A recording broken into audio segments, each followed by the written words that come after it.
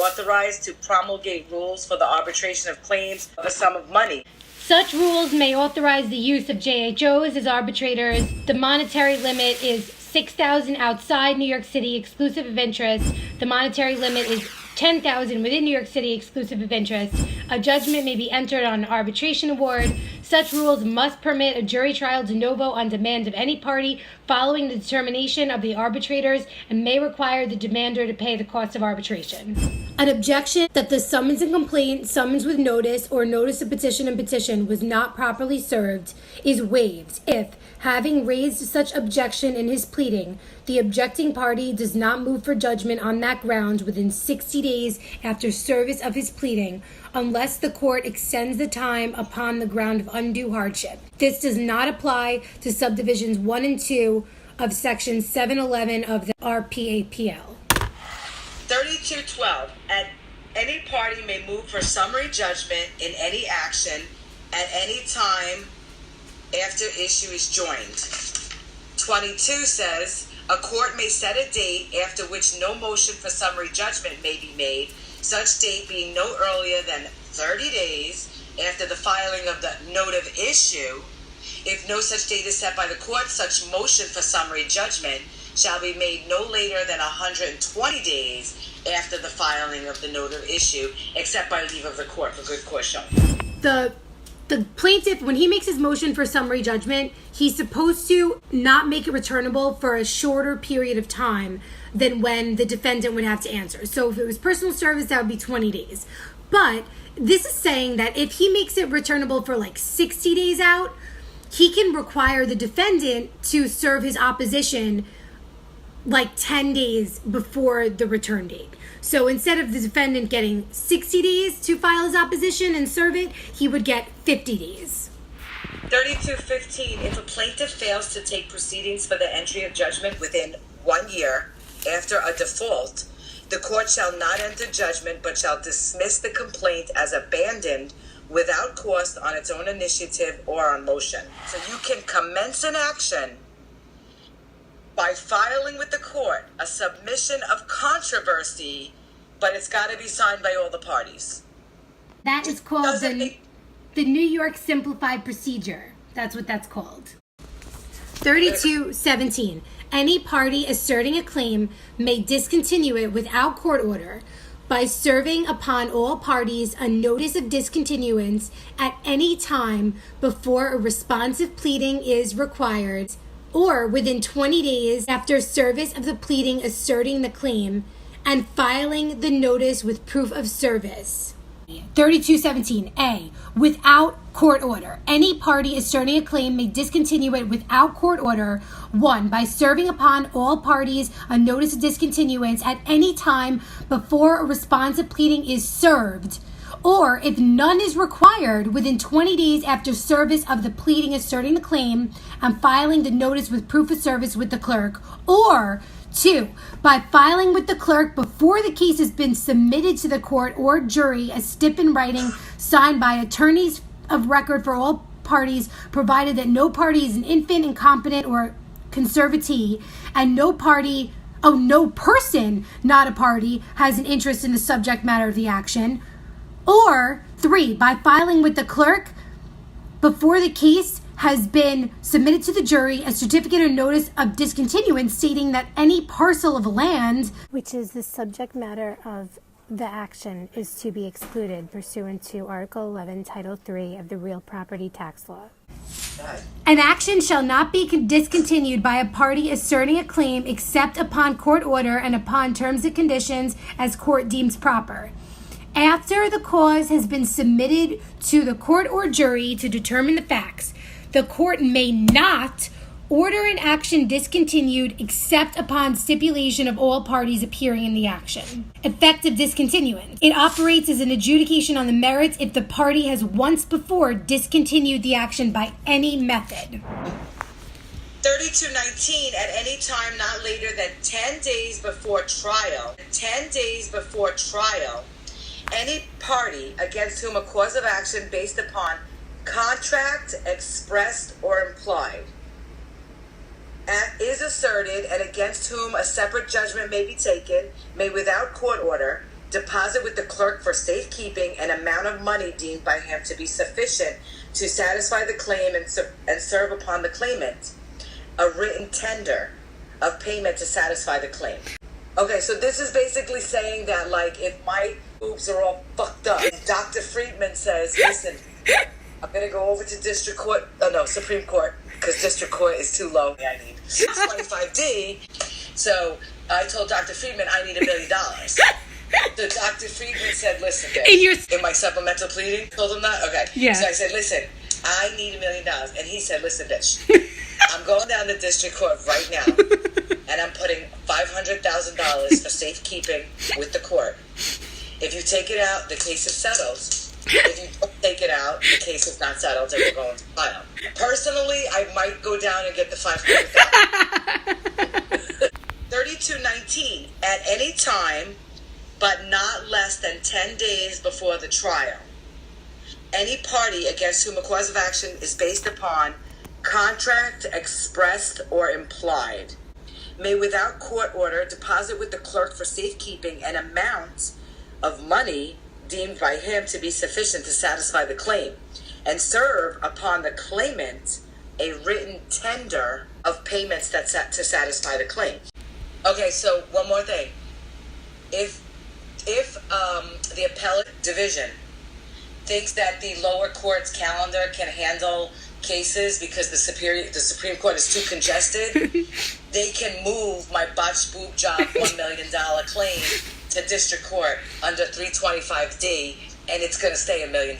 They're not going to lower it to the $15,000 that district court is maxed out at. I'm not consenting. Then you either keep me in Supreme Court at $1 million, or you move it to district court and keep it $1 million, because I'm not consenting. Like 325C, not consenting. An action on submitted facts, 3222.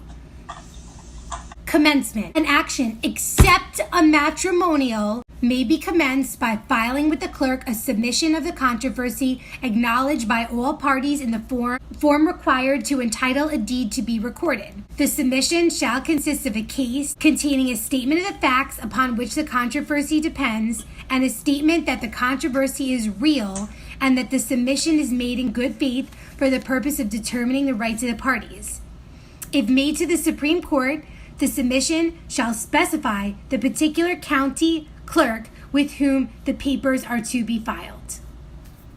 Subsequent proceedings shall be had according to the CPLR, except that 1. An order of attachment or preliminary injunction shall not be granted. 2. The controversy shall be determined on the case alone. 3. If the submission is made to the Supreme Court, it shall be heard either by that court or the appellate division, or with his consent, a specified judge or referee as the parties may stipulate. 4. On such a submission, the court, judge, or referee may find facts by inference from the facts stipulated. 5. If the statement of facts in the case is not sufficient for the court to enter judgment, the court shall either allow the filing of an additional statement or dismiss the submission. Let's do that. We're going to read the basics of the certificate of merit. I'm going to read the 60-day rule. Commencement. An action except a matrimonial may be commenced by filing with the clerk a submission of the controversy acknowledged by all parties in the form required to entitle a deed to be recorded. The submission shall consist of a case containing a statement of the facts upon which the controversy depends and a statement that the controversy is real and that the submission is made in good faith for the purpose of determining the rights of the parties. If made to the Supreme Court, the submission shall specify the particular county clerk with whom the papers are to be filed. This is all having to do with Med-Mal. 406. Now, this is the mandatory filing for the pre-calendar conference in a medical, dental, or podiatric malpractice action. Mandatory filing. The plaintiff shall file a notice of medical, dental, or podiatric malpractice. Remember I said that's the 60-day rule, not more than 60 days after issue is joined. This is the same one, right, Mayor? Yeah.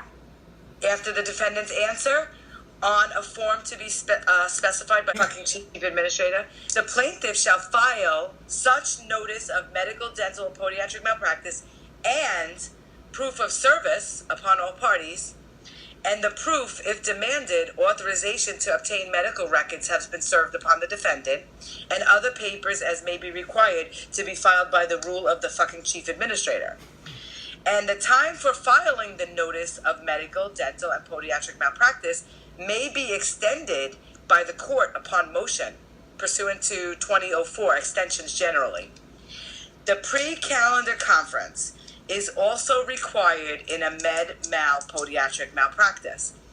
After issue is joined, but before the note of issue is filed, oh motherfucker, you pre-calendar conference also required in med-mal, medical, dental, podiatric malpractice, after issue is joined, but before the note of issue is filed, so the defendant filed his answer, nothing else has happened, this pre-calendar conference, the purpose shall include encouraging settlement, simplifying or limiting issues, establishing a timetable for disclosure, establishing timetable for offers, depositions, future conferences, and trial. The timetable for disclosure in med-mal actions, that disclosure shall be completed within 12 months after the notice of medical, dental, and podiatric malpractice has been filed. Remember, that's that 60-day rule. And shall require all the parties to be ready for trial no later than 18 months after such notice is filed. Can you sum that up a little bit? A brief summary of everything. The first thing that we did was this certificate of merit. I got a bad boob job. This is the situation, okay? I got a bad boob job. I hire Joe Schmo is my lawyer. I heard he's the best lawyer in town. I filed this complaint, and my lawyer, Joe Schmo, because it's a med-mal case, he needs to put a certificate of merit in with my complaint. He's got to serve that certificate of merit with the complaint. But if Joe Schmo, the lawyer, couldn't get any of my doctors to agree, 90 days after the doctor turns over your medical records. he doesn't have to file that certificate of merit with the complaint. He can do it 90 days after. The doctor turns over your medical records. Okay, thank you. So now the action is commenced. We filed the certificate of merit. Now the next thing that has to happen is The doctor's going to file an answer. the doctor's going to file an answer. And now, which was the one that we just did? I lost that page. Was that was 13? then now after the doctor files an answer. Now No. But what was the last one that we just did? I lost that page because I wanted. 3406. Okay, let me just get back to that. Okay, so now after that complaint is filed with the notice, with the certificate of merit, now the defendant doctor files an answer. Issue is joined. Not more than 60 days after that issue is joined now, I have 60 days to file with the clerk of the court a notice of dental and medical and podiatric malpractice action. So now the action is joined. Within 60 days, I file this notice of medical, dental, and podiatric malpractice. Now, a mandatory filing has to happen. Yep. Also in medical, dental, and podiatric malpractices, they have to do, well, that's the mandatory filing. Yes, that now was the you gotta mandatory have filing. the pre-calendar Now conference. is the pre-calendar conference. You also have to have a pre-calendar conference. Now, did the issues joined at this point, Mary? The issue is joined. Issue is joined at this point? The pre-calendar conference has to be held before the note of issue is filed. Oh, okay, right. Okay, Okay. so now issue is joined. I filed my notice of med-mal within the 60 days, and now we have to hold this pre-calendar conference. And that has to be after the issue is joined, but before the note of issue is filed. Yes. And that's to encourage settlement. And then we also have to talk about disclosure, and the timetable for disclosure is within 12 months it has to be completed, and we all have to be ready for trial within 18 months. Now, issue is joined. We had a pre-calendar. I waited 60 days. I filed that notice of med-mal. We had our pre-calendar conference. And now, You gotta do disclosure, and that's gotta be within 12 months. I said that. Oh, you did? Okay. Yeah, I said disclosure's got to be completed within 12 months, and everybody's got to be ready for trial within 18 months. And now, the court has to hold a mandatory settlement conference. And that has to be served within 45 days, has to be had within 45 days after the filing of the note of issue and the certificate of readiness. There are 3 time rules in MedMal that I'm going to mention right now. And the first one is 90, the second one is 60, and the next one is 45. And very important vocabulary words. Angela's going to go over too. The first one is the certificate of merit. That's in MedMal, medical, dental, and podiatric malpractice case. That is filed with the complaint by the attorney for the plaintiff. So he's got to file this certificate of merit, the attorney for the plaintiff, with his complaint. If he cannot get the things that he needs for the certificate of merit, then he has to file it within 90 days after service of the complaint. So that's that. That's the 90 days in the certificate of merit. Now, we're going to go over to after the issue is joined. Not more than 60 days after the issue is joined, meaning that the defendant filed his answer, the plaintiff in the medical, dental, and podiatric malpractice has to file with the clerk of the court a notice of medical, dental, and podiatric malpractice. So that's after the issue is joined. It's a notice that the plaintiff files with the clerk of the court. Then we're talking about in every dental, podiatric, and medical malpractice action, the court has to hold a mandatory settlement conference. No ifs or buts. Mandatory. Whether you like it or not. You are going to go to the settlement conference. And they're going to have that settlement conference. You ready for this one? Within 45 days of filing the note of issue and the certificate of readiness. So we got the 90 with the certificate of merit. We got the 60 with the notice of MedMal. And we got the 45 with the mandatory settlement conference. Oh, sorry. Not more than 60 days after issues joined, the plaintiff in an action for dental, medical, or podiatric malpractice shall file with the clerk of the court in the action where the action is commenced a notice of dental, medical, or podiatric malpractice, and Mary is going to show you the notice right now. Here is the notice. You're looking at it. It's got to have the full name, address, and age of the plaintiff. State whether it's for medical, dental, when it arose. It's very long, actually. Great. And it talks about the 45 days. It says that if a party moves to vacate the note of issue and that is denied, within 45 days after the denial of the motion, they have to have the conference. 3215 subdivision F. On any application for judgment by default, the moving party shall file proof of service of the summons and complaint or summons with notice, as well as proof of the facts constituting the claim, the default, and the amount due by affidavit. When jurisdiction is based upon an attachment of property, the following are true regarding the affidavit. The affidavit, 1, must state that an order of attachment granted in the action has been levied on the property of the defendant. 2, describe the property levied upon. 3, state the value of the property that has been levied upon. And 4, the affidavit must be made by the party unless a verified complaint has been filed or the moving party is a state of New York, then it can be made by an attorney. 3216.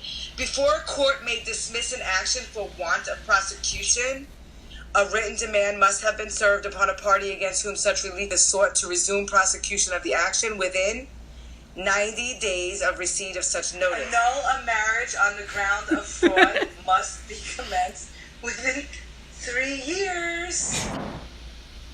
3218, at any time within 3 years after an affidavit confessing judgment is executed, So I guess if I'm the defendant and I write you a letter, Mary, and say, you know what, Mary, you're right, I owe you this money, within 3 years, you can file that confession of judgment with the clerk of the county where the defendant stated his affidavit that he resided when he executed it. If the defendant was a non-resident, with the clerk of the county designated in the affidavit. And thereupon, the clerk shall enter a judgment in the Supreme Court for the sum confessed. So I wrote Mary a letter, said, Mary, I owe you $1,000. Within 3 years, she filed that in the clerk of the court where I live, in the county where I live. So Nassau County. In the county of Nassau, and then the clerk in Supreme Court entered a judgment for that sum that I confessed, and he's also going to. And no judgment by confession may be entered after Death. The following actions, in which there is an issue of fact, shall be tried by a jury unless a jury trial is waived or a reference is directed. Demand for money only. 2. Ejectment, nuisance, dower, determination for a claim on real property, to recover a chattel, any other action where the party is entitled by the Constitution or by express provision of law to a trial by jury. So again, hold it up. Party demands money only, an action for dower, action for waste, action for abatement of damages for a nuisance, action to recover a chattel, action for a determination of a claim to real property, and then the catch-all if the Constitution says, except that equitable defenses and equitable counterclaims shall be tried by the court. Thank you. A person authorized to practice medicine, dentistry, podiatry, who has provided care to the party demanding disclosure or has retained by such party as a witness, he also has to give full disclosure. And in 3101, what types of action may omit the names of his experts? Yes, and that is right. I can omit the name of experts in my medical, dental, or podiatric malpractice case. Yep. Article 31. The following are true regarding disclosure. 1. There's 7 disclosure devices. 2. In an action where the state is properly a party, disclosure by the state shall be available as if the state were a private person. 3. The court may at any time, on its own initiative or on motion, make a protective order. 4. Disclosure to aid in arbitration may be obtained, but only by court order. 5. Service of a motion for a protective order suspends disclosure of the matter in dispute. And 6.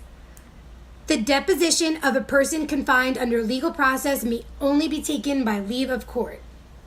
Also, if you want to get disclosure from a library, you have to also serve your motion on that library. Article 31. The following are true regarding disclosure. 1. There's 7 disclosure devices. 2. In an action where the state is properly a party, disclosure by the state shall be available as if the state were a private person. 3. The court may at any time, on its own initiative or on motion, make a protective order. 4. Disclosure to aid in arbitration may be obtained, but only by court order. 5. Service of a motion for a protective order suspends disclosure of the matter in dispute.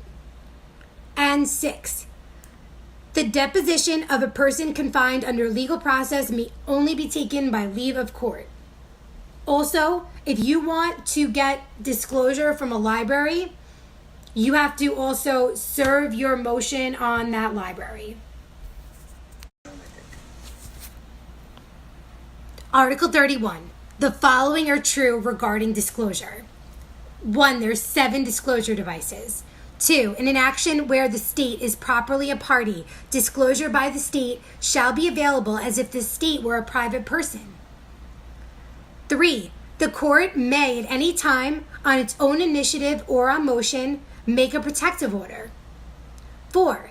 Disclosure to aid in arbitration may be obtained, but only by court order. 5. Service of a motion for a protective order suspends disclosure of the matter in dispute. And 6. The deposition of a person confined under legal process may only be taken by leave of court. Also, if you want to get disclosure from a library, you have to also serve your motion on that library. Oh shit, he's here. You Okay, ready? yeah, I'm recording. It's okay, go ahead. 3107. A party desiring to take the deposition of any person by oral examination. So this is within the state, oral examination.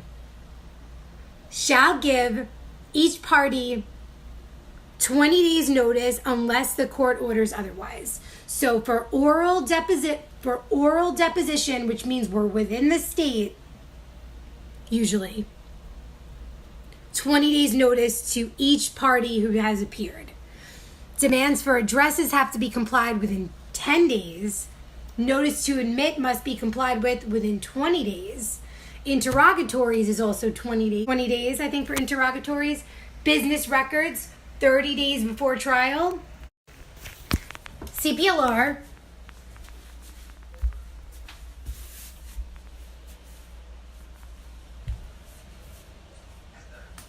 CPLR 3113 Subdivision C was amended in 2014, expressly overturning the Fourth Department in Thompson v. Mather, saying that counsel for a non-party deponent can object the same way, and holding that counsel for a non-party deponent can object the same way that counsel for a party can object at an oral deposition. Expressly overturning the Fourth Department's ruling in Thompson v. Mather. The same way that counsel for a party can object at an oral deposition. At an oral deposition. Expressly overturning Thompson v. Mather, by the which was a Fourth Department case. Expressly overturning a Fourth Department case called Thompson v. Mather. Certification and filing by officer. The officer before whom the deposition is taken shall certify on the deposition that the witness was duly sworn by him and that the deposition is a true record of the testimony given by the witness. He shall list all appearances by the parties and attorneys. If the deposition was taken on written questions, he shall attach to it a copy of the notice and of the written questions received by him. He shall then securely seal the deposition in an envelope endorsed with the title of the action and the index number of the action, if one has been assigned, and marked deposition of blank, here insert name of witness, and shall promptly file it with or send it by registered or certified mail to the clerk where the case is to be tried. Makes me want to slit my throat. 3112. All errors and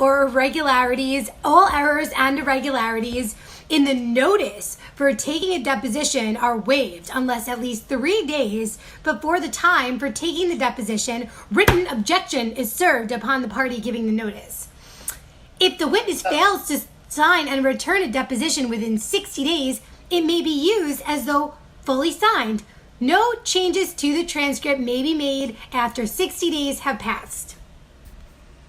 Oh, the lighting is so much better like that too. Okay. Here goes.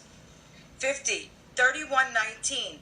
When a party submits an out-of-state subpoena to the county clerk, the clerk, in accordance with that court's procedure and subject to CPLR 23, shall promptly issue a subpoena for service upon the person to which the out-of-state subpoena is directed. So, if you want... I think I get this, and tell me if I'm right, okay? Go ahead.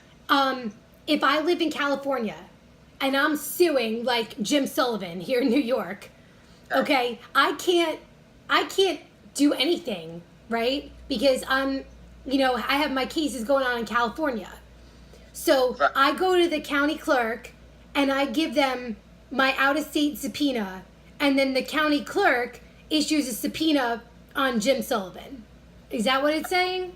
I think that's what it says. Let me leave out that other stuff in the middle and read it. When a party submits an out-of-state subpoena, so Mary is submitting her out-of-state subpoena to the county clerk, the clerk, Angela Iannacci, shall promptly issue a subpoena for service upon the person to which the out-of-state subpoena is directed. So yeah, you file it with me in the county clerk, and I promptly issue that subpoena, service of that subpoena to the person. Okay. The person Okay. I'm suing or whatever. And the trick to this question is the county clerk, the clerk, and promptly. Yes. Okay. Out-of-state subpoena. So those are the 4 key words here. Out-of-state subpoena, the county clerk, the clerk, and promptly. Okay. Got it? Got it. Next one. In general, a medical provider served with subpoena ducis tecum requesting the production of patients' medical records may be ignored if it is not accompanied by... A written authorization from the patient. Correct. 3122, a party intending to offer certified business records must give at least notice and permit. It's just supposed to say must give notice and permit. So cross off at least. I was wondering why that sounded weird. Okay. Yeah, I have it crossed off on my copy. Okay, ready? I'm going to do it again. 3122, a party intending to offer certified business records must give notice and permit inspection of those records at least how many days before the trial, Mary? 30 days. And whereupon another person objects to those records, they have to at least how many days before the trial object to those? 10 days. Correct. Okay, so this says, so I'm suing somebody for a business thing, or for anything, and I want to offer certified business records, but I have to give at least 30 days before trial. I got to tell the people that I'm suing or the other parties, okay, here's some business records, and this is where they are, and you can go look at them. I'm going to go look at them, and I can't stand it. I don't like what you want to put as business records. I am going to totally object to these papers. Yep. And I am going to make that objection 10 days before the trial, at least. Yep, and such objection may be asserted in any instance. Very good. Okay. 3122, objections to disclosure, inspections, or examination must be within how many days of service of the notice of subpoena ducis tecum. This is not for business records. This is for a subpoena ducis tecum. If you want to object to that, how many days do you have to do it? 20 days. Correct. So regular subpoena ducis tecum, you have to object within 20 days of being served with that subpoena ducis tecum. Yep. But if you want to object to the business records, you have to do it 10 days before trial. Yes. And now 3123, a party served with a notice to admit must respond within how many days? 20 days. 20 days. A party served with demands for addresses must respond within? 10 days. Yes, that's the only one that's 10 days. Everything else is 20 days. Business records 30, everything else 20, demands for addresses 10. So demands for addresses 10 and business records 30, everything else 20. How can I remember demands for addresses? Well, I just remember that addresses is 9 letters, and there would never be a 9-day rule, so it's 10. Okay, I could do that. You know? I could do that.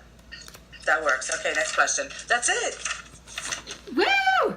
Are we going to do 6? Yeah. I guess I'm not working out tonight. Let's do, you have the old 6, right? So we'll do, Let's just do the old 6 then. yeah, you know what? Let me grab my new 6. If there's anything... Lori didn't know that because we went over in class. Maybe she did, and I don't know. I mean, let me read to you what I have on my list. Okay, go ahead. Okay, exempt security deposits. Money deposited as security for the rental of real property to be used as the residence of the debtor. Gas, electric, water, steam, or telephone are exempt from satisfying a money judgment. Also, personal property is exempt. Medical and dental accessories, so they can't touch your dentures. Don't worry, nobody's going to take your dentures. Or a wheelchair or your guide dog. You're going to be fine, don't worry. Also, life insurance policies are exempt. So if you have a life insurance policy against your husband, or no, against yourself, they can't go after it. And college tuition, 100% of monies in an account established in connection with a scholarship. Also, 100% of monies in an account where judgment debtor is account owner and the beneficiary is a minor. And 3, an account not exceeding $10,000 are exempt from satisfying a money judgment. Yeah. The homestead exemption continues after the death of the person for the benefit of the surviving spouse and children until the majority of the youngest child and the death of their spouse. Joe, well, let me see if I can do it now. It's the summons, the pleadings, the Admissions. the Judgments. judgment, and all the orders affecting the judgment. Orders involving the merits. Involving the merits, okay. So Spajo. say it again, Spajo. Okay. The judgment role is Spajo. S being the summons, P being the pleadings, A being admissions, J being judgments, O being orders involving the merits in a judgment role. So say that sentence one more time. Sure. If an appeal was taken and there was a decision on that appeal, then all determinations and opinions of each appellate court also shall be in the judgment roll. Okay. If a trial was had, the judgment roll shall also contain the verdict or the decision. And in an action to recover chattel, the The judgment sheriff's roll return. shall also contain the sheriff's return. You ready? Yeah. 5241, where an execution has been issued by the support collection unit, the debtor may assert a mistake of fact and shall have an opportunity to make a submission in support of that objection within 15 days from service of copy thereof, which means he gets served with the execution that he wants to make a mistake of fact of. He wants to object to something. He's got to do it within 15 days of being served with that execution. And thereafter, the agency shall determine the merits of the objection and notify the debtor of his determination, and that's within 45 days, but that's 45 days after notice to the debtor. Cut, because we're going to go into... Okay, so the time rules in income, executions, and deductions for support enforcement are the regular 15 and 45 day rule. That has not changed. 15 days to assert the mistake of fact, 45 days for the decision. If the debtor makes if the debtor gets the income execution from the support collection unit, he makes the mistake of fact assertion directly to the support collection unit. If he gets it from the clerk, an attorney as officer of the court, or the sheriff, he can make the assertion to the Supreme Court or the family court having jurisdiction. So again, that's 15 and 45. The next set of time rules is 14 days and 7 business days. That is if the employer has to start making deductions no later than 14 days after the pay period, and must remit payments within 7 business days, either to the creditor herself or himself, or If it's for spousal only. if it's for spousal support only.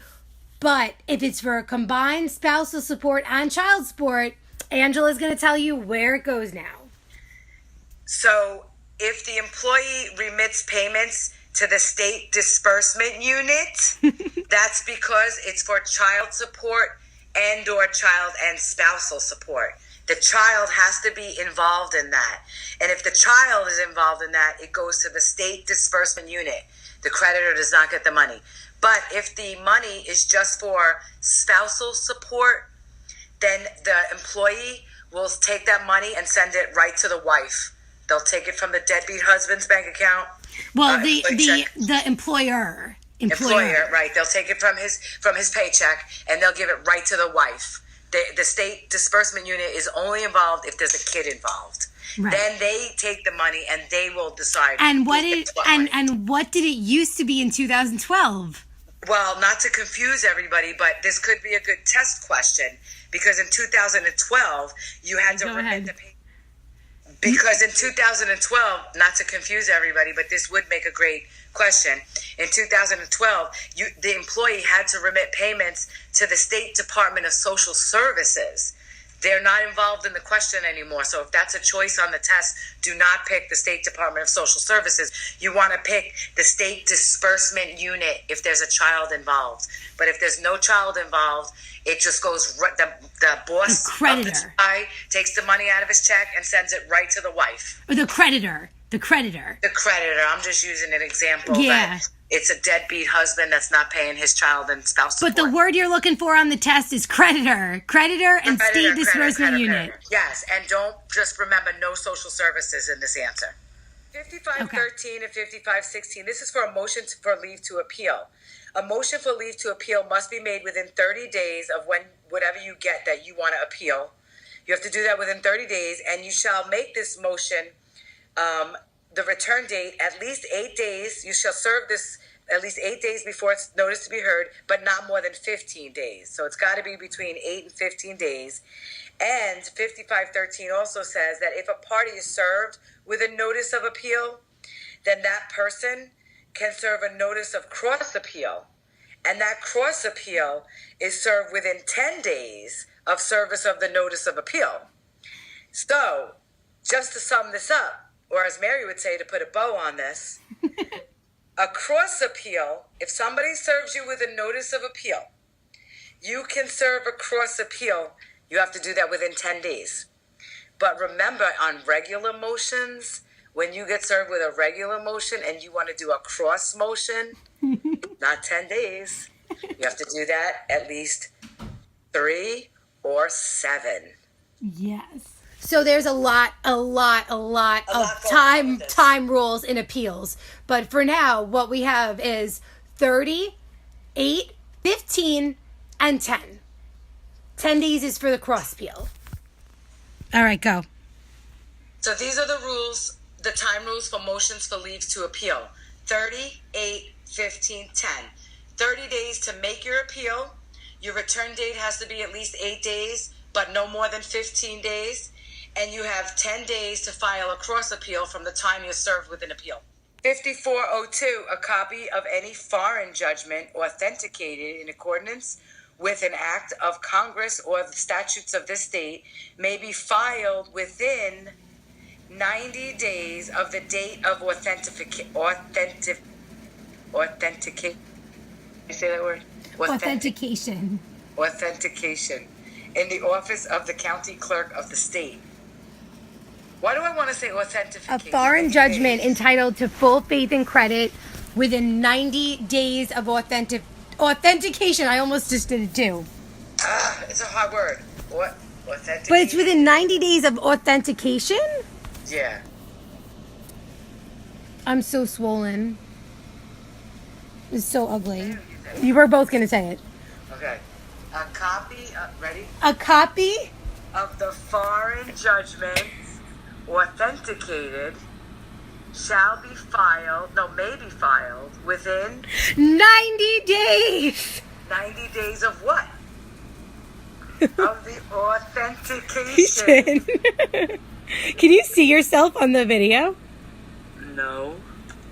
Why not? No. Oh, there it is, because you're not. I see me over there. Yeah, I see it. Oh, wait. Okay. 90 days for the foreign judgment. Article 50. Authentication. Oh, my God. You know how we're going to remember it? No. This is Article 54, right? 5402.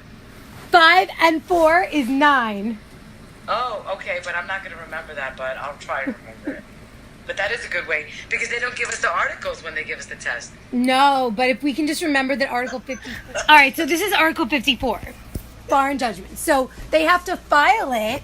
They have to file it within 90 days of authentication.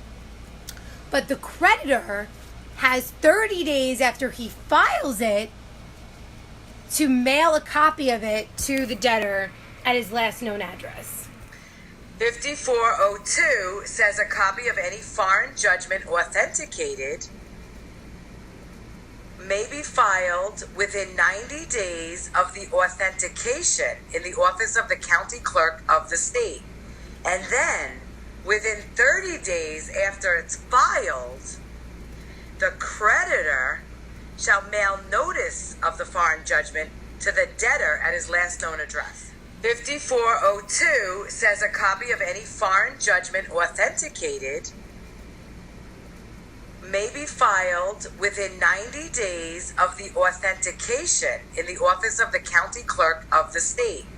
And then, within 30 days after it's filed, the creditor shall mail notice of the foreign judgment to the debtor at his last known address. A subpoena ducis tecum, you have 20 days to give whatever they're requesting, books, papers, and other stuff like that. Judgments were obtained in cases in which those defendants would be informally entitled to interpose a defense predicated upon, but not limited to, the foregoing defenses, and where such default judgments have been obtained in a number deemed sufficient by him to justify such actions as set forth herein, and upon appropriate notice to counsel for the respective parties themselves, he may bring a proceeding to relieve a party or parties from them upon such terms as may be just. This disposition of any proceedings so instituted shall be determined by a judge other than the administrative judge. He'll determine that they were obtained not properly, but then he's going to make another judge dismiss them. Right. Now, can you go back and do that last question that we were going to skip? Yeah. Let's just Why? do it. You're on a roll. Okay, I'll read it. 5015.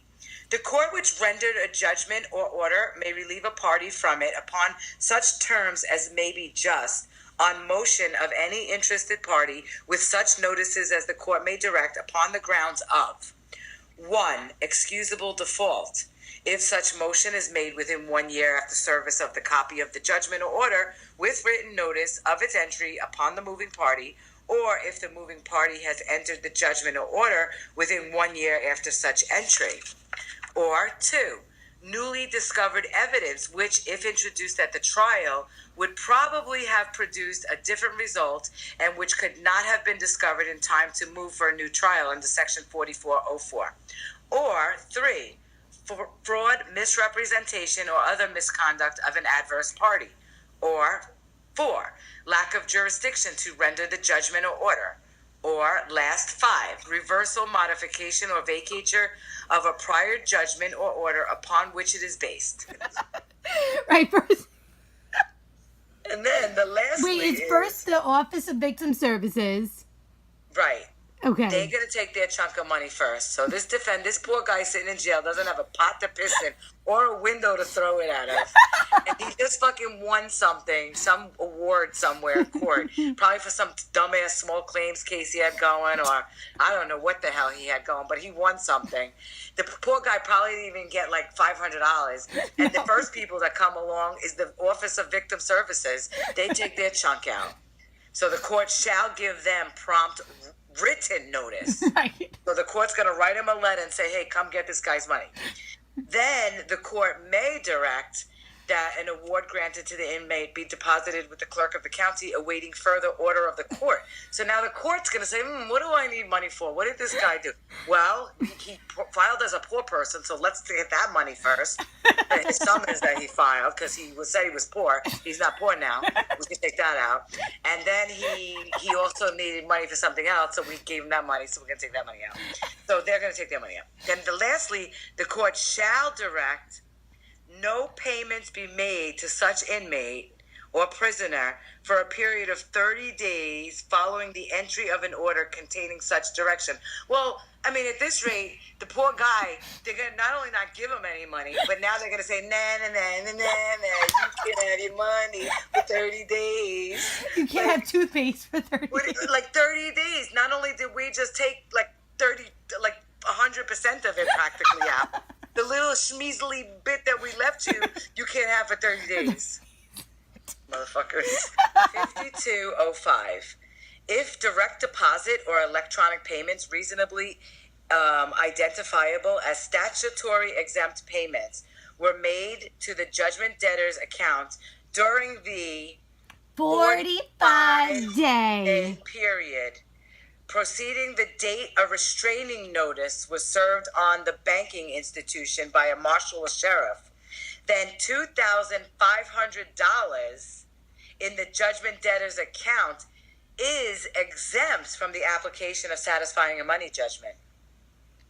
So in other words,